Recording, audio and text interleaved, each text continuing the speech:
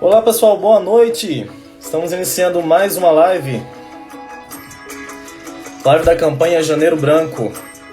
Essa é minha última live da campanha que eu estou fazendo aqui no meu Instagram. Quero agradecer a presença e o apoio de todos vocês que têm me acompanhado. Live iniciando ao som de Vanessa da Mata. Adoro. Hoje nós vamos ter uma participação bem especial aqui, que é da minha querida amiga e psicóloga Liliane Souza. A gente vai estar conversando aqui hoje sobre como que os fatores sociais influenciam a nossa saúde mental, tá certo? Então já vou estar chamando ela aqui agora. Vamos lá.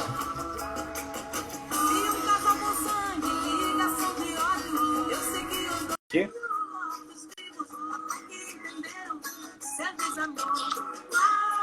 Opa! Olá! Tudo bom? Tudo bem?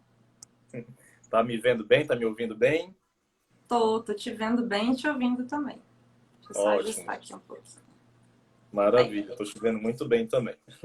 Ah, que bom. Muitíssimo obrigado por estar aqui comigo conversando aqui. É uma honra muito grande. A gente se conheceu no ano passado, né? Através ali daqueles embates a respeito do SINDI-CDF, que foi muito bom. Nós fizemos uma live muito esclarecedora aqui para o público voltado da psicologia. Mas hoje nós estamos aqui diante dessa campanha tão grandiosa que é o Janeiro Branco, né? E eu tenho trazido aqui, né, para o meu público vários assuntos, conteúdos voltados realmente a esclarecer, né, o que é a saúde mental.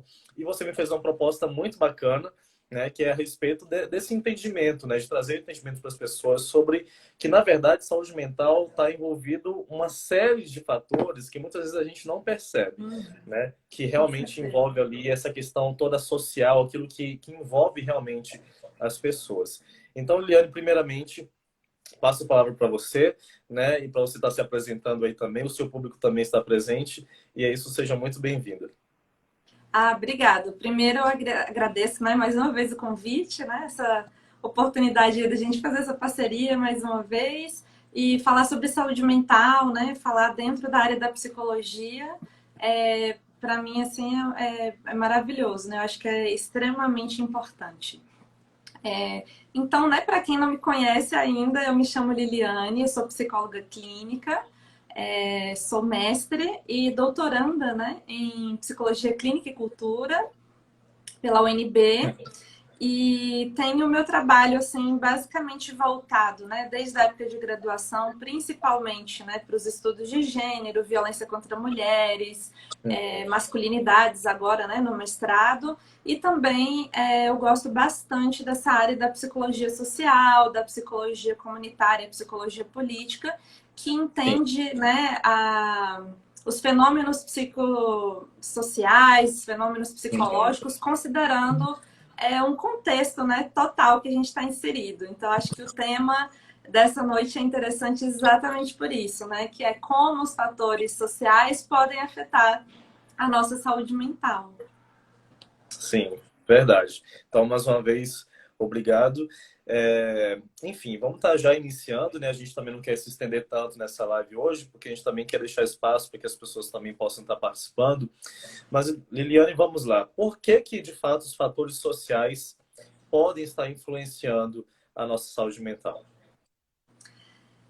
A primeira coisa que a gente tem que lembrar é que nós, como seres humanos, para nos constituirmos, né, enquanto pessoas, com a nossa psique, né, dentro da psicologia a gente chama de subjetividade, existe uma série de fatores que contribuem para isso. Então, nós somos seres biopsicossociais. O que isso significa? Que nós temos, né, um conjunto de fatores biológicos, um conjunto de fatores psicológicos, no caso, né, dos aspectos individuais, e os fatores sociais. E essa mistura, né, é que constitui a gente como sujeitos, é que constitui a gente como pessoas, como essa questão identitária.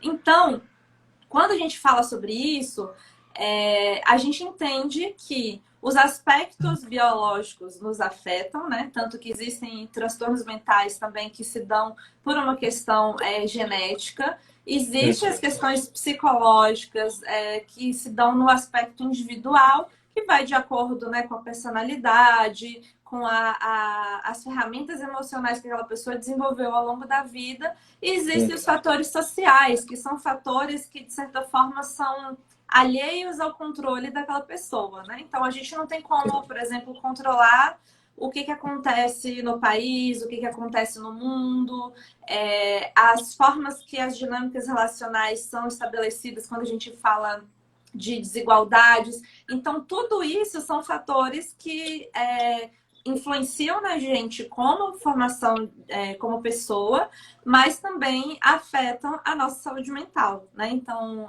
podem também provocar, né, transtornos dentro dessa área psicológica por conta disso. Certo. Liliana, a gente está passando por um momento bem complicado, né, de pandemia. Podemos dizer assim que, a nível geral, a política brasileira não anda tão estável, né? Não anda tão estável assim. Enfim, a gente está passando por uma série de fatores que a gente percebe que tem afetado muitas pessoas ao mesmo tempo, né? Não é uma crise financeira minha, não é um problema de saúde do meu vizinho, não. A gente está percebendo que uma população inteira, não somente brasileira, mas mundial, tem de alguma forma vivenciado uma crise, né? Enfim, a gente tem falado muito de pandemia, em tempos de pandemia, como que as coisas acontecem na pandemia. Mas, assim, trazendo realmente para esse gancho que você tem falado, da psicologia social, eu acredito que muitas pessoas não se preparam muito bem para esses fatores externos, né? As pessoas falam muito, eu tenho que tratar a minha saúde mental, eu tenho que procurar fazer uma meditação, tenho que procurar realmente olhar mais para mim. Só que as pessoas que não têm um preparo acabam, de alguma forma, se deixando atingir por essas questões externas, né? Seja questões políticas, econômicas, de saúde. Como que a pessoa deve agir numa situação como essa? Primeiramente, ela tem que entender realmente esse impacto que existe a psicologia social. Então, eu acho que a primeira coisa é a gente entender o que pode ser considerado esses fatores sociais, né? E também entender o que é saúde mental. O conceito de saúde mental é um conceito, digamos assim, que ele varia muito, assim, dependendo de quem faz a definição dele, mas eu até separei aqui a definição da Organização Mundial da Saúde, né? A saúde mental de uma pessoa está relacionada à forma como ela reage às exigências da vida e ao modo como ela harmoniza os seus desejos, suas capacidades, ambições, ideias e emoções. Então, de uma maneira geral, é como se fosse a ideia de uma tentativa de viver, uma tentativa de se viver em equilíbrio. Só que quando a gente fala de saúde, é sempre importante, eu gosto muito de destacar, que ter saúde não é a ausência de doença. Então, é você ter uma série de atitudes, de hábitos diários ou de uma série de fatores que vão contribuir para o seu bem-estar, né? Para que você se sinta confortável emocionalmente, né? E sinta essa sensação realmente de estar harmonizado, né? Com todos esses aspectos relacionados às emoções. Então, Sim. quando a gente fala sobre isso, e aí ao mesmo tempo a gente considera esses fatores sociais, a gente tem uma questão que foge às vezes, do controle da pessoa, né? Então, quando a gente fala, por exemplo, da pandemia, né? Você deu o exemplo da pandemia. Era algo que as pessoas não estavam esperando, ninguém estava esperando, né? E todo mundo teve que se adaptar a uma forma diferente de vida, né? Seja pelo isolamento social, onde realmente teve esse não contato diário com as pessoas, né? A gente como seres humanos sociáveis, seja pela mudança da forma de trabalho, de trabalhar em home office ou não, das pessoas que perderam os empregos por conta disso, das dificuldades financeiras para se adaptar, né? Então, sim, são fatores externos aos quais a pessoa não tem controle. Ela não tem como controlar que o país vai passar por uma crise econômica. Ela não tem como controlar que viria uma pandemia para mudar e desestabilizar a rotina e a nossa forma de vida. Então, isso são fatores externos, né? Quando a gente fala desses fatores sociais também, pode ser considerado não só em casos assim graves, extremos, mas também em coisas do dia a dia, por exemplo, a família que a gente é inserido, o trabalho, a escola, a religião, né? E dentro disso também tem muitas questões que dizem quem você é dentro desse ambiente. Então, por exemplo, se eu falo de uma pessoa com a orientação sexual homossexual, né? Ou qualquer outra orientação, dentro de um ambiente extremamente religioso, conservador, essa pessoa vai ter um sofrimento de determinada forma, né? Quando a gente fala de uma pessoa negra em comparação a uma série de questões comparado com uma pessoa branca, a gente sabe que existe um processo de desigualdade aí. Quando a gente fala de classe social, quando a gente fala de ser mulher, né? No mundo, ser mulher no Brasil.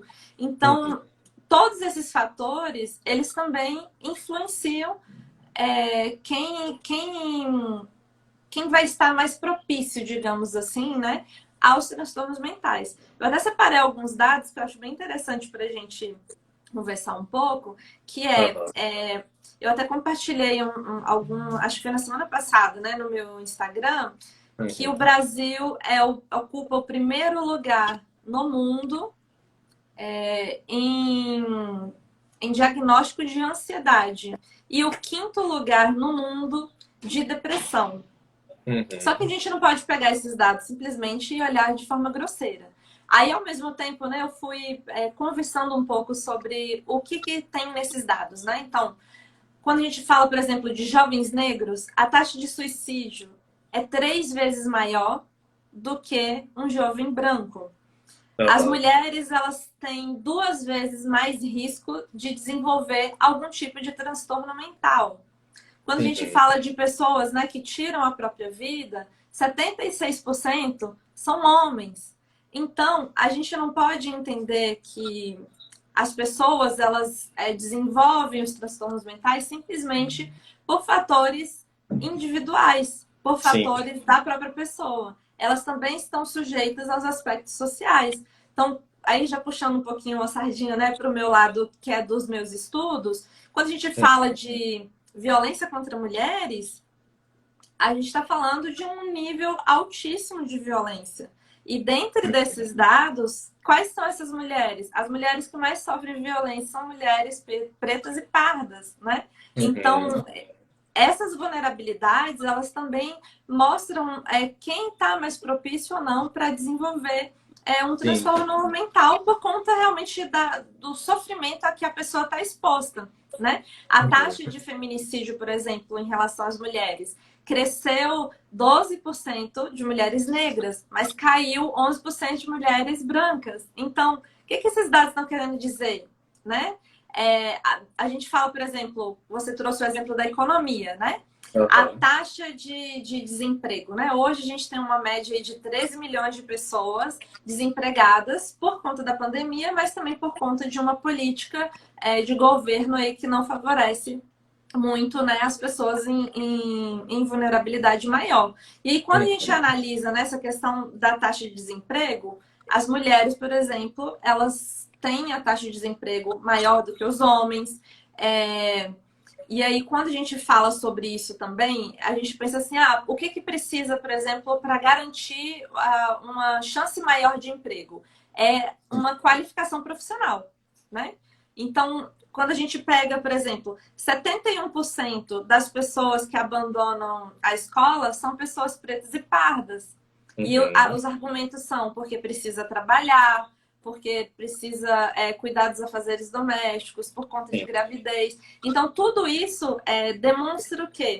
Uma realidade social que aquela pessoa vive, logo ela vai estar mais exposta a desenvolver transtornos mentais por conta disso, né? Então, se eu, por exemplo, numa classe média, não preciso me preocupar com o que eu vou comer no dia seguinte, uma pessoa que tem, né, uma classe econômica mais baixa e tem essa dificuldade realmente de sustento, o sofrimento mental dela vai estar muito mais, ela vai estar muito mais exposta ao sofrimento mental, porque ela está preocupada se ela vai conseguir existir no dia seguinte, né? Ela vai Uhum. estar ali preocupada com essas questões. Então, isso que é importante, sabe? Quando a gente fala. E existe uma série de coisas que a gente não acaba esquecendo, né, na verdade. A gente acaba não considerando na hora de observar esses processos. Então, quando as pessoas falam assim, fulano tá com algum problema, né? Ah, tá em depressão, tá com Sim, ansiedade. E a impressão que dá é que é tipo assim, a pessoa não teve força suficiente, não teve ali mecanismos emocionais suficientes para lidar com a situação. Aí, a quando você vai ver responsabilidade é somente da pessoa, né? da pessoa e esquece Aham. de incluir esses fatores. Se a gente fala, por exemplo, de um homem desempregado numa sociedade patriarcal, isso é muito Uhum. simbólico. O que significa? Significa que aquele homem ele está falhando como homem na sociedade. Porque um homem precisa ser trabalhador, prover a família, cuidar dos seus, né? Então, como que um Uhum. homem desempregado faz isso? Entende? Então, assim, a gente não pode simplesmente. Aí chega um homem em depressão, né? Desempregado, para eu atender, e aí eu vou simplesmente falar, ele está em depressão, né? Porque é uma questão dele. Não. Existem Sim. fatores. O que significa aquele sofrimento, né? Ok, ele está desempregado. Mas o que significa ser um homem e estar desempregado? Entende? Sim. Então a gente precisa sempre contextualizar. Lili, só interrompendo aqui rapidinho, porque fizeram já uma pergunta aqui. Eu sei que a gente vai deixar as perguntas para o final, mas só para a gente não perder. O Guilherme está participando Claro. aqui com a gente e ele colocou, né? Vocês acham que por conta da pandemia aumentaram casos de toque, transtornos de estresse, síndrome do pânico, por exemplo, ou até mesmo suicídio? Obrigado, Guilherme. A gente vai estar guardando sua perguntinha aqui. Daqui a pouco a Liliane vai estar respondendo aqui para a gente, tá bom? E a todos que estão acompanhando aqui, muito obrigado.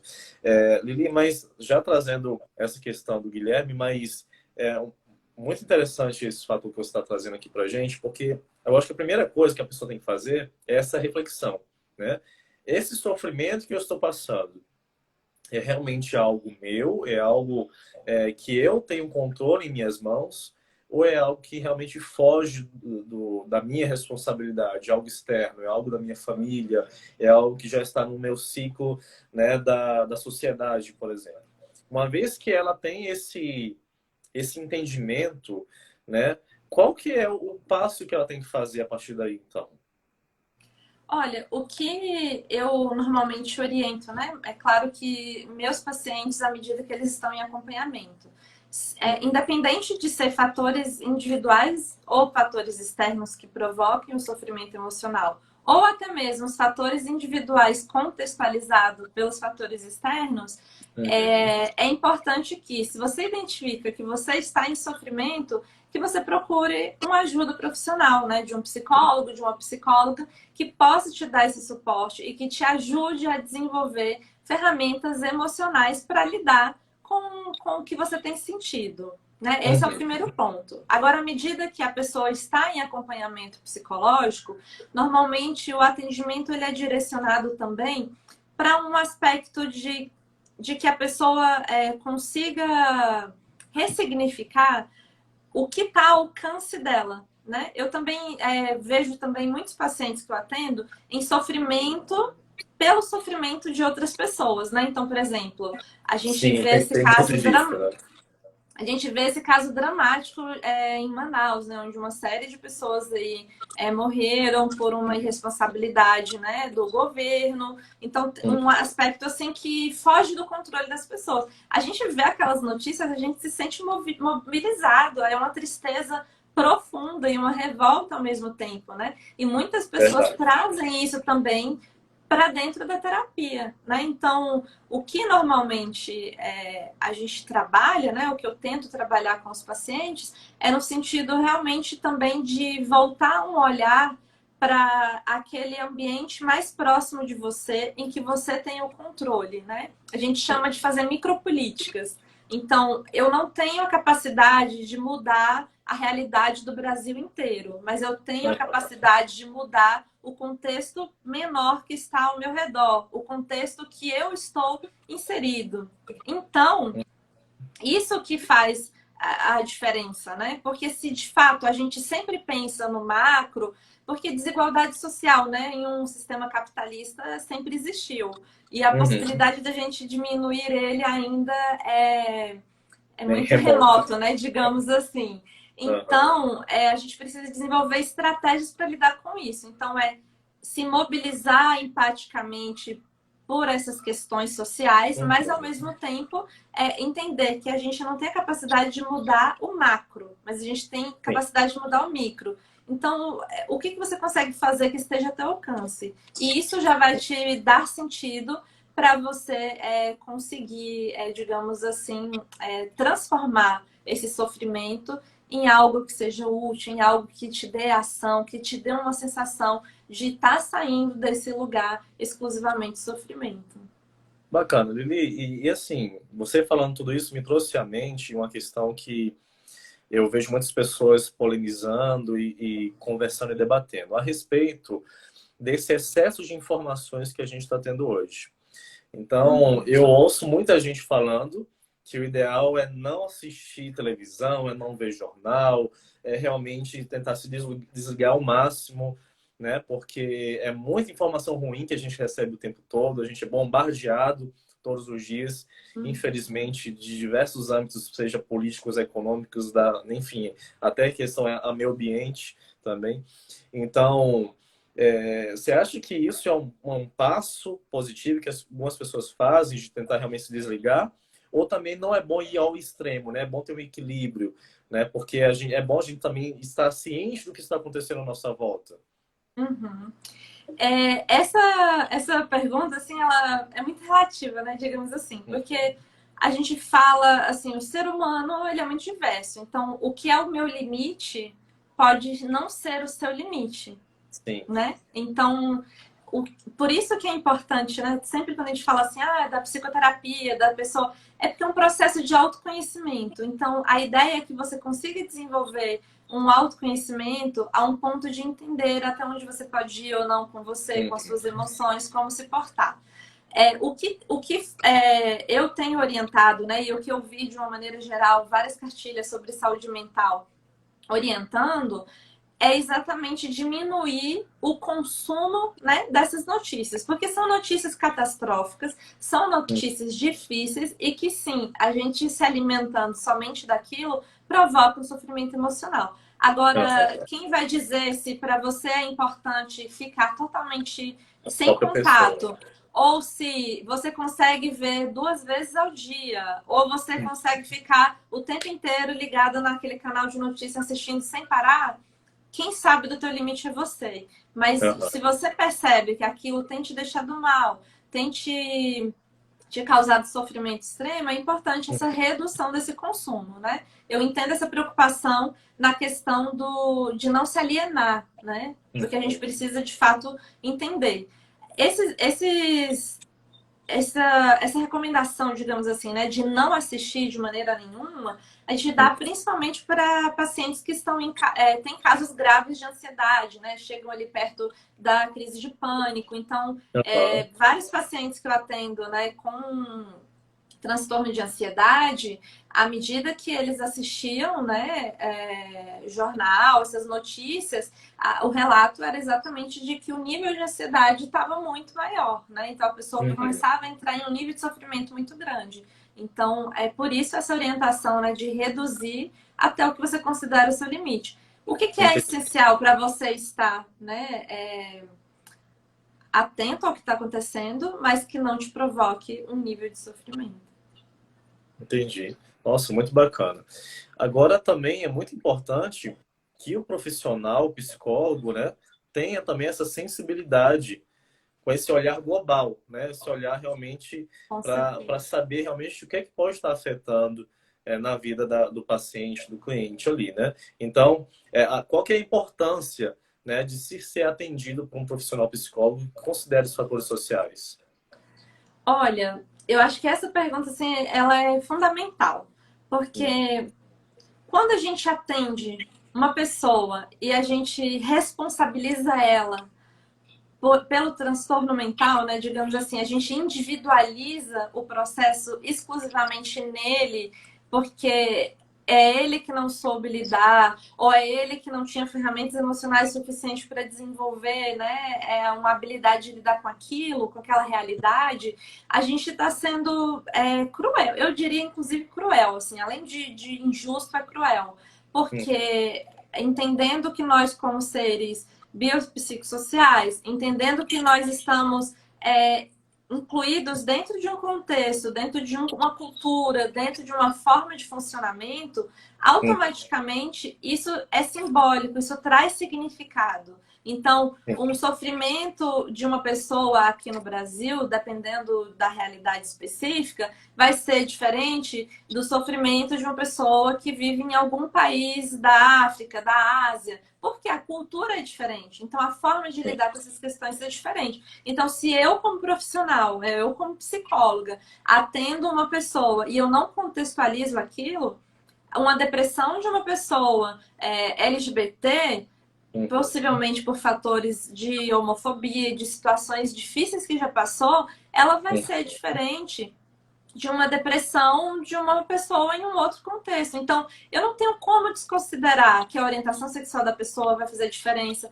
Eu não tenho como desconsiderar que uma pessoa negra em sofrimento, possivelmente ela tem uma série de vivências de racismo onde ela foi colocada em uma posição desigual. Então, é extremamente importante a gente não responsabilizar exclusivamente, né, a pessoa por aquilo que ela não tem controle. Né? Então, leia os aspectos psicológicos utilizando a lente do contexto social que a pessoa está inserido. Isso que é extremamente importante, assim. Então, acho que esse ponto é essencial, né? Isso não quer dizer a abordagem, sabe? Eu conheço pessoas que são da terapia cognitivo-comportamental, né? Para quem é da área da psicologia que está assistindo, que tem essa forma mais de lidar com o comportamento, de condicionamento, de mudança de atitude com foco individual, né? Mas eu conheço várias pessoas que são da TCC que consideram os aspectos sociais. Então, ok, o comportamento foi condicionado de determinada forma. Por quê? Porque o contexto que ela está inserido favoreceu isso, isso e aquilo. Ah, eu sou da psicanálise, então eu vou interpretar utilizando a abordagem que eu considero que faça mais sentido para mim, para fazer a leitura dos fenômenos psicológicos, mas, independente da abordagem, contextualizar em qual lugar que essa pessoa se posiciona socialmente, ela faz toda a diferença para você entender o sentido daquele sofrimento. E muito mais como fortalecê-la para enfrentar essas situações. Muito bacana. Pessoal, a gente está quase caminhando aqui para o fim, né, dessa primeira parte. A gente tem aqui o questionamento do Guilherme, né? Daqui a pouco a gente passa para essa questão. Se alguém tiver mais alguma pergunta ou até algum pontuamento para estar fazendo, algum comentário, vocês podem ficar à vontade. Lili, mas vamos voltar para aquele caso que você falou, né, do exemplo, né, do homem que está desempregado, né? E a gente olhando para todo esse contexto de machismo que a gente vê como que a pessoa vai tá lidando com essa situação, né? Não estou desempregado, tenho uma família para sustentar. Além de ter que lidar com os meus problemas, eu tenho que lidar com todo esse preconceito que a sociedade muitas vezes impõe de que não, eu tenho que ser o homem da casa, o mantenedor, eu tenho que assumir esse papel, não posso ficar desempregado de forma alguma, né? Como que ele faz de forma prática? Claro que você já disse, né? O primordial é procurar ajuda, né? Ajuda profissional. Mas como que ele pode estar gerindo isso, gerenciando isso? Ele tem que, de alguma forma, parar de olhar para esses fatores externos e focar somente nele? Assim, é um pouco difícil, né? A gente parar de olhar para os fatores externos. Talvez o que é indicado, né? O que seria interessante é olhar para os fatores externos com um olhar crítico, né? Aham. Você ter um olhar crítico para fazer uma leitura sobre o que está acontecendo ao seu redor, né? Esse exemplo, ele vale para qualquer outra questão do nosso dia a dia. Por exemplo, se a gente fala de uma mulher com autoestima baixa, né? E dependendo de qual é o biotipo dessa mulher, a gente sabe que a sociedade prega um padrão estético, uma forma do que é ser mulher, o que é ser desejada. Então, existe todo esse processo. Então, a gente não pode... a pessoa simplesmente está com autoestima baixa. Né? Então, o que é isso, né? Então, quando a gente tem essa leitura, né? E eu acredito que uma atitude que a pessoa possa ter de procura assim, de desenvolvimento pessoal, que não só a psicoterapia, é procurar ler mais sobre, buscar conhecimento para entender, né? À medida que a gente tem acesso ao conhecimento, à educação, a gente passa a entender que determinadas coisas existem.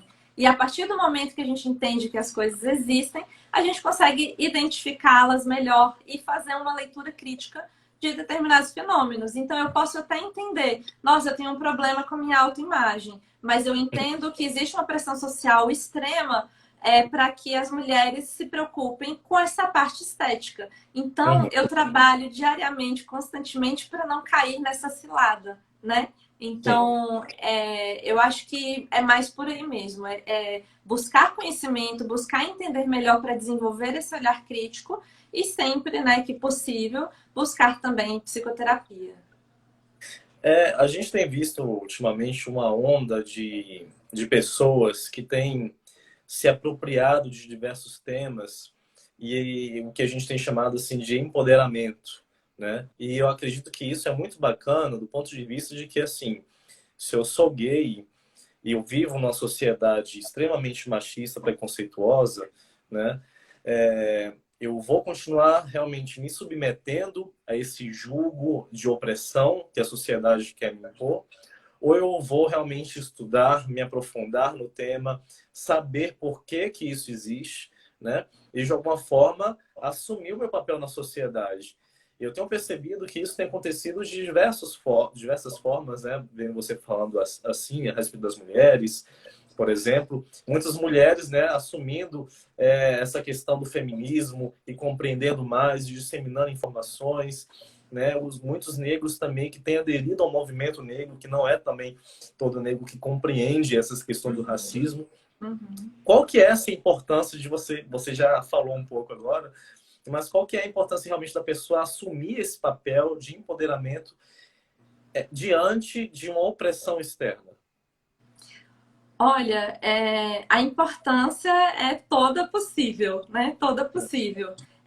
Tem uma filósofa feminista, né, que eu gosto de utilizar muito, que é a Donna Haraway, que ela tem uma teoria que fala sobre os saberes localizados. Então, o que ela quer dizer? Ela quer dizer que o meu lugar de fala, né, o lugar onde que eu ocupo socialmente, né, faz diferença. Então, eu sendo mulher, eu sendo lésbica, eu sendo psicóloga, eu tendo crescido num estilo X de família, o meu olhar, a minha forma de me entender e a minha forma de entender o mundo é parte desse lugar que eu ocupo, da minha bagagem, da minha história de vida. Logo, o conhecimento que eu produzo, ele também parte daí. Então, quando a gente fala desse lugar, né, de empoderamento, de entender quem é você como essência, entender como que ser você socialmente, né, é diferente,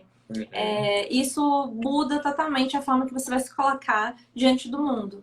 A gente, né, não tem o controle ainda de diminuir esses processos, né, de desigualdade, de preconceito, mas a gente consegue se posicionar de uma forma diferente a partir do momento que a gente se coloca também, né, nesse lugar. Então, é de extrema importância. E aí eu volto novamente para o que eu falei agora há pouco, né? Que é o conhecimento. O conhecimento Uhum. liberta, o conhecimento te dá um olhar crítico, uma forma diferente para você se posicionar e para você também se colocar e desenvolver ferramentas emocionais diante das situações aí, que estão postas, né? E aqui a gente já tem uma das respostas mais perfeitas, né, para o questionamento inicial dessa live. Como que a gente vai lidar com esses fatores externos que influenciam a nossa saúde mental? Né? Conhecimento. Né? Então, vamos procurar conhecer, nos conhecer primeiramente, né? Conhecer o mundo, procurar informação, informação séria e realmente assumir esse papel, né? Onde a gente pode realmente estar comandando a nossa vida e deixar com que os fatores externos possam estar influenciando tanto assim. Lili, vamos estar verificando aqui os comentários? Claro! Olha, então respondendo aqui a pergunta do Guilherme, eu já vou estar passando aqui para você. Ele pergunta, né? Vocês acham que por conta da pandemia aumentaram os casos de TOC, transtorno de estresse e síndrome de pânico, por exemplo, até mesmo suicídio? O que você acha, Liliane? Eu posso dizer de um lugar clínico, né, do que eu vi acontecer nos meus pacientes, e também o que eu vi de relatos de leituras de conhecimento, né, produzido a partir daí do lugar da saúde mental. A gente teve sim um aumento, né, de casos de depressão, de ansiedade, não necessariamente transtornos específicos, né, mas assim os dois principais foram ansiedade e depressão. E à medida que esse contexto, né, foi se instaurando, digamos assim, de pandemia, de isolamento social, outros também aconteceram, né? Quando a pessoa fala, por exemplo, do TOC, existe, assim, o TOC ele é o transtorno obsessivo compulsivo, né? Que são a pessoa entra em um processo de sofrimento porque ela tem comportamentos repetitivos que ela não consegue, né, controlar, mas que causam também sofrimento. Então, uma das coisas é uma mania de limpeza, né? Algo muito relacionado com a limpeza. Então, quando a gente fala, por exemplo, né, do coronavírus, do medo de contaminação, então eu vi casos, né, e eu tenho pacientes em que isso aumentou muito. O nível de ansiedade, né, de preocupação. Então, sim, de uma maneira geral, os transtornos mentais aumentaram, sim, por a gente não ter, às vezes, assim, não estar preparado emocionalmente para lidar com isso. Então, eu brinco que, né, desde que a pandemia começou até agora, não teve uma pessoa que não deva ter surtado aí, nem que seja por um período, né? E por uma série de fatores aí que vai variar da dinâmica de vida de cada pessoa. Sim. Pois é. Olha, o Atarcísio, ele coloca um comentário aqui. Obrigado pela participação, Atarcísio. Educar o paciente sobre esse contexto social é essencial para aliviar que o comportamento é esperado, né? Enfim, o que você já tem falado, né? Esse ponto é muito interessante. Assim, dentro da psicologia, a gente chama de psicoeducação.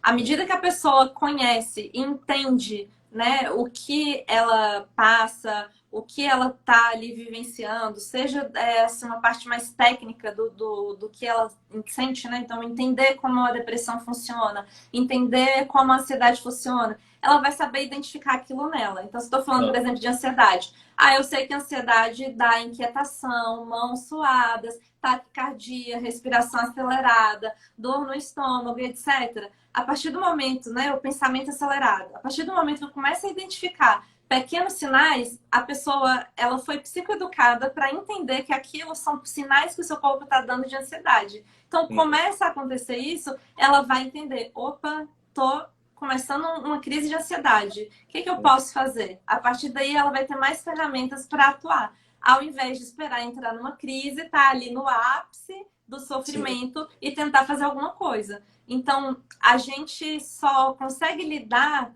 com as coisas quando a gente entende que ela existe e entende como ela funciona. Muito bacana. O Guilherme fez outro comentário aqui. Sabemos que a depressão tem tratamento, contudo, acredito que poucos buscam ajuda. Muito importante a conscientização de saúde mental.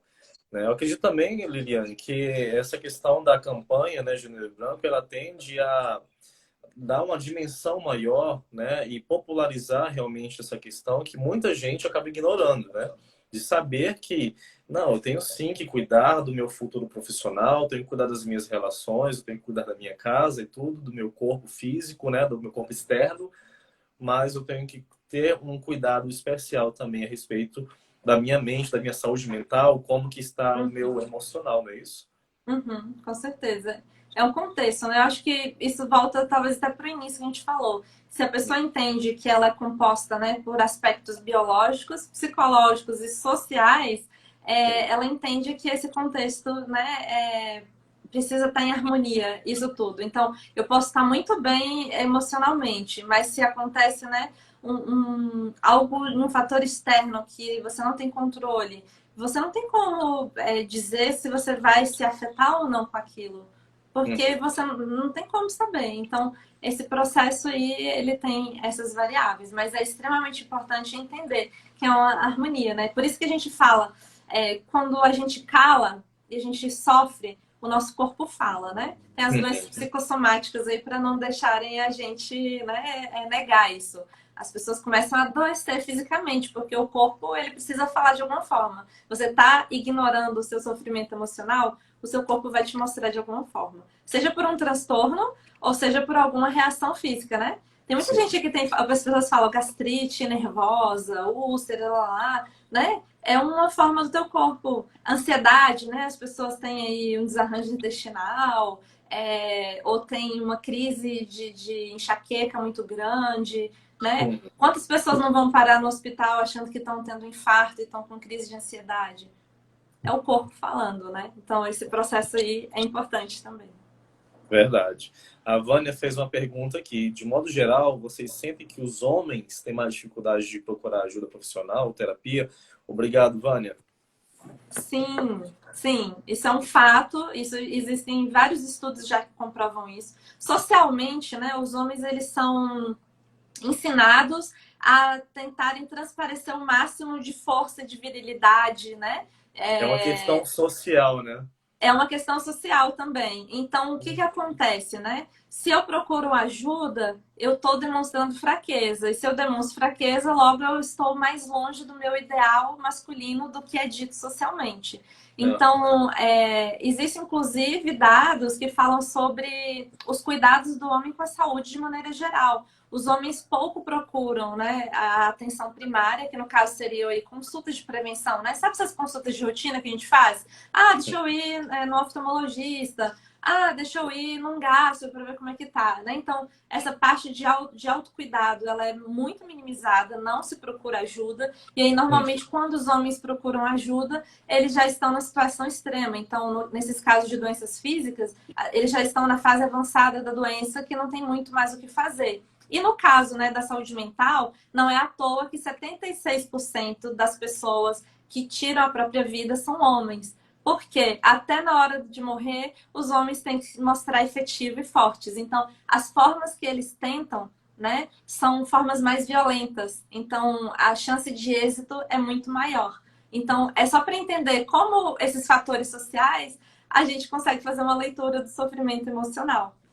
Tá vendo? Assim, não tem como. Eu não Que é muito consigo triste, né? olhar para os fenômenos psicológicos e não contextualizar com o que é construído socialmente para a gente ser quem nós somos como sujeitos. Sim, o Guilherme está falando aqui. Precisamos reconhecer também a importância de construir resiliência mental. Nos conhecer abre portas e caminhos. Com certeza. Liliane, a gente está encerrando. Eu quero te agradecer muito, muito mesmo pela sua presença, né, pelo seu carisma, né, pela sua amizade. A gente tem conversado além, né, das lives, isso é muito legal. Muito obrigado mesmo.